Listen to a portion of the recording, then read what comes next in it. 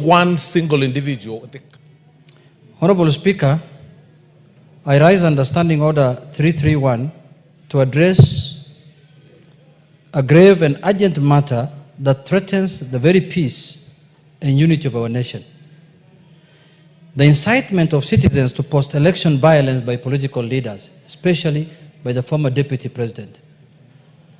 Honorable Speaker, our country has made significant strides in strengthening our democratic institutions since the painful memories of the 2007-2008 post-election violence. We have built a constitutional order, Mr. Speaker,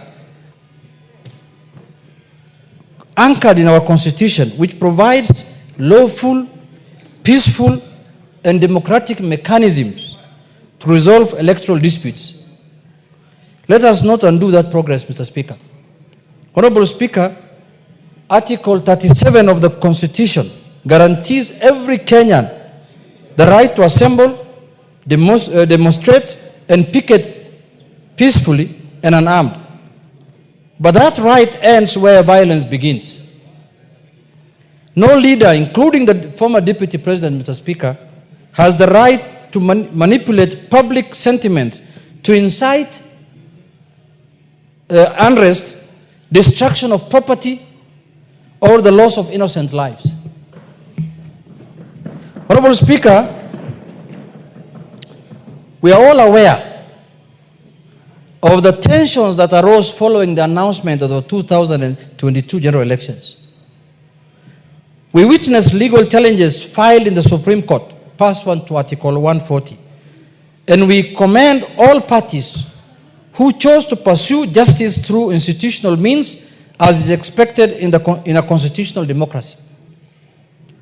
Honorable Speaker, be that as it may, in recent days and weeks, we have seen reckless utterances from the former Deputy President, utterances which, whether intentionally or by negligence or out of foolishness, have slowly begun to incite pockets of unrest in parts of this country, especially in the areas surrounding Manyora and Madira area.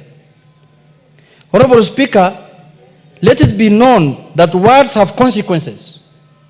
And when leaders stand on podium or go live on national televisions and call for confrontation instead of dialogue, they betray the very people they purport to represent. Honorable Speaker, Section 13 of the National Cohesion Integration Act, number 12 of 2008, criminalizes hate speech and incitement to violence. It is not a suggestion, it's a law.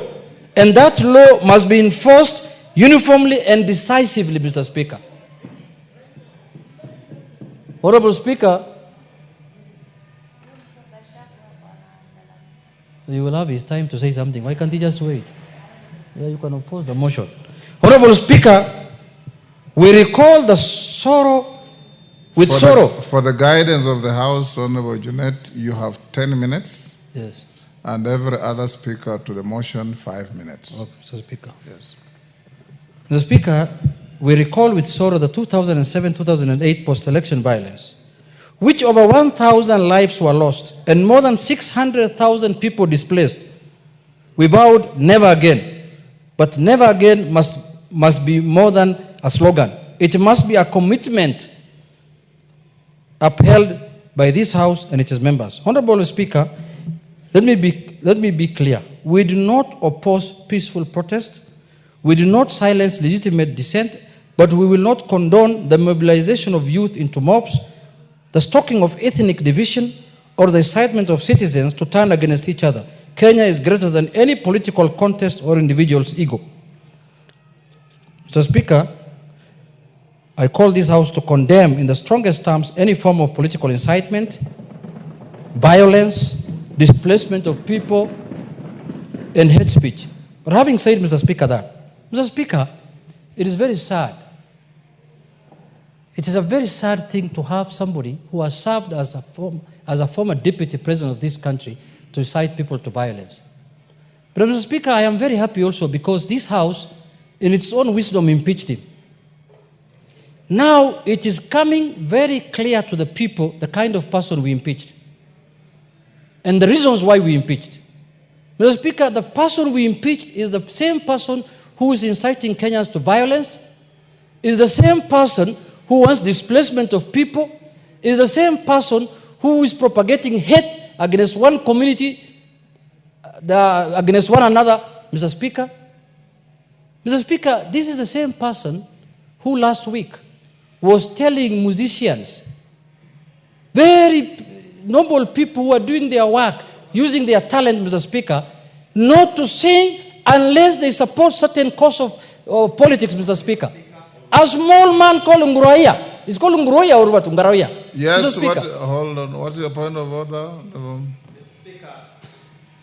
Mr. Speaker, I rise on Standing Order 34, and I would like you to confirm if we have quorum to transact business today. Thank you.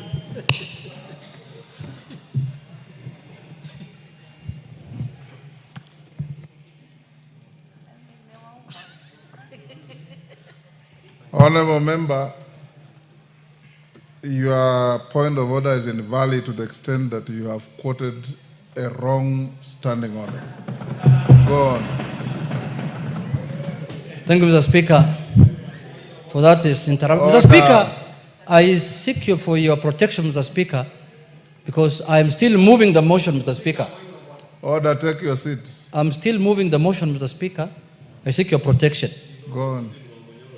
Mr. Speaker, this person that we impeached as a House, Mr. Speaker, overwhelmingly, with over 300 members of this House, Mr. Speaker, is the same person who is telling Kenyans that unless you follow this direction, unless you follow this party of mine, unless you follow this, wild thoughts of mine of discriminating against other people, you will not be valid, or you will not be a valid Kenyan, Mr. Speaker. You will not be a valid citizen of this country. Mr. Speaker, this is a House that addresses matters of concern to the people. That is our mandate constitutionally. And if we do not arrest this matter, as Swahili people say, usipojenga ufa, usipoziba ufa utajenga ukuta, Mr. Speaker. If we do not arrest this matter as early as now, Mr. Speaker, this is a man who has lost his head, this is a man who has lost his soul, and he wants to take this country to the precipice so that people can fight, Mr. Speaker. Mr. Speaker, I take pride because I did not know I was impeaching initially a man of this type. I never thought I impeached him based on gross violation of the Constitution and other things. But now I've realized, Mr. Speaker, madness, mental problem is not walking naked in the street. You could be dressed in your suit, Mr. Speaker, with a tie, but you're a madman, Mr. Speaker. That's what I've come to realize of late, Mr. Speaker. Because a leader of that type, a leader who wants to lead a political party in this country, cannot say, now what's happening, Mr. Speaker, he is almost making a region of this country look like an alien in this country. Very soon he wants to fence it off, like the Aberdare forest. That if you want to go there, you must get permission from him, Mr. Speaker. You cannot go and visit even your relatives there. You cannot even visit your people there, Mr. Speaker. You cannot do any politics in that area unless you get permission from him. Mr. Speaker, I want to say this. This country has experienced this, and we will not allow it to repeat. We will not allow it, Mr. Speaker. Every Kenyan has a right to live, to do politics, to do business anywhere in this part of the country, Mr. Speaker. Whether you are in Migori, Kakamega, Busia, Nyeri, Muranga, Embu, that other place, Kilifi, anywhere you want to do anything in this country, there is freedom and guaranteed by the Constitution. So, Mr. Speaker, the other day, we have constitutional commissions that we have given ourselves in this country, like the NCIC, the National Cohesion. They have summoned the former deputy president. He has refused to appear. He's above the law. He's above the Constitution. He said, I cannot appear in that commission. And that is a commission that is taxpayer money. Give him 1 minute to finish. Mr. Speaker, my time is 15, according to the standing orders. 10. Mr. Speaker, Mr. Speaker, Wind up in 2 minutes. NCIC has summoned that suspect, Mr. Speaker. They have told him to appear so that he can answer to the allegations of inciting people against each other. He has refused to appear. Mr. Speaker, he's now trying to use human shield. He's trying to use people to commit crime, offenses that can take people to Hague, to defend himself, Mr. Speaker. If he's invited by the DCI to record a statement, he refuses. If he's invited by NCIC, he refuses. If he's invited by EACC, now who's going to protect us from this monster, Mr. Speaker, called Rigathi Gachagua? Who on earth is going to protect us from this monster, Mr. Speaker? Who's going to protect us? Because the government looks like it's unable to take an action against him. Mr. Speaker, if this government was formed by ODM, this man would have been in jail by now, I can assure you. Yes. I can tell you for this one, without any fear of contradiction. Mr. Speaker, I want to ask Kenyans not to listen to insightful people, not to listen to people who want to divide them according to their tribes, not to listen to people who have formed regional, tribal, ethnic, political parties, Mr. Speaker. The country and the Constitution does not allow formation of ethnic political parties or religion, Mr. Speaker. What this district commissioner's party that has been formed the other day is an ethnic political party. You can see somebody talks about my community, village or manyora. Talk about Kenyans. Political parties are formed for purposes of enhancing democracy by bringing all Kenyans and all communities as part of that political party, Mr. Speaker. With those few remarks, Mr. Speaker, I want to use the strongest terms to condemn the former embattled, malicious, impeached Deputy President, Mr. Speaker. Thank you, Mr. Speaker. I request the majority leader to second me.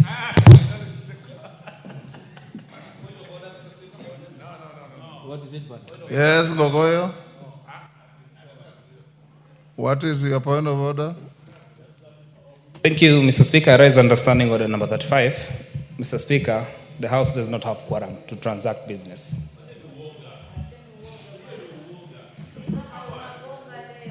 Clerk, how many members do we have?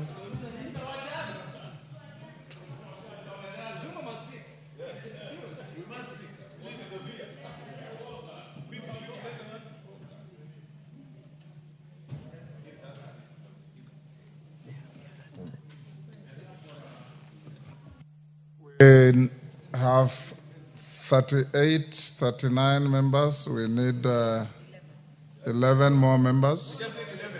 Yes. Ring the bell, the quorum bell, Sergeant.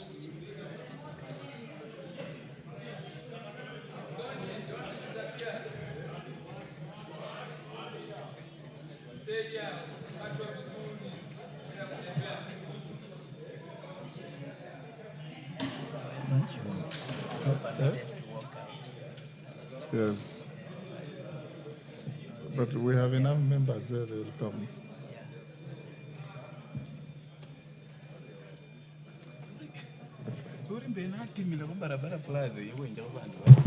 Yes.